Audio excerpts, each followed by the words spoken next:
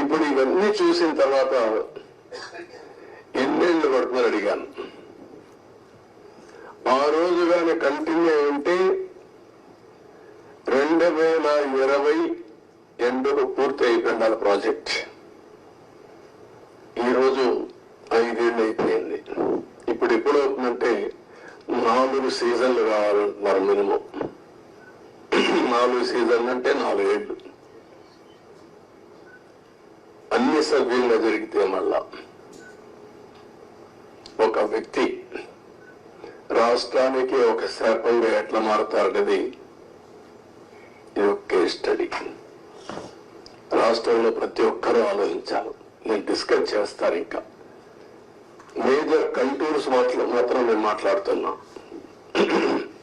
మామూలుగా చాలా మందికి అర్థం కాదు కానీ సబ్జెక్టు ఇవన్నీ చూసిన తర్వాత నాకు ఫస్ట్ నుంచి టచ్ లో ఉన్నాను కాబట్టి అర్థం చేసుకోగలుగుతున్నా. ఇవన్నీ కూడా ఇంకా టెక్నాలజీస్ లో డిఫరెంట్ కంపెనీస్ కి అప్పచెప్పారు. ఒక మిసెస్ Afry India private limited Noida Sweden company, వాళ్ళని సెంట్రల్ వాటర్ కమిషన్ రికమెండ్ చేశారు. దీని కూడా వైబ్రో స్టోన్ కాలమ్స్ ఇవన్నీ కూడా ఏ విధంగా చేయాలి, ఎట్లా మీరు అక్కడ చూసింటారు. శాండ్ అంతా కూడా గుట్టలు గుట్టలుగా పోసారు. దాన్ని అంతా కూడా కాంపాక్ట్ చేయాలి. అంటే దాన్ని కన్సాలిడేట్ చేయాలి. కన్సాలిడేట్ చేస్తే లీకేజెస్ తగ్గుతాయని.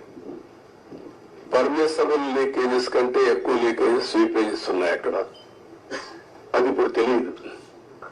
ఇప్పుడు వాటర్ ఫుల్ గా వస్తే అప్పుడు తెలుస్తుంది. మళ్ళీ అది కంట్రోల్ కావాలి.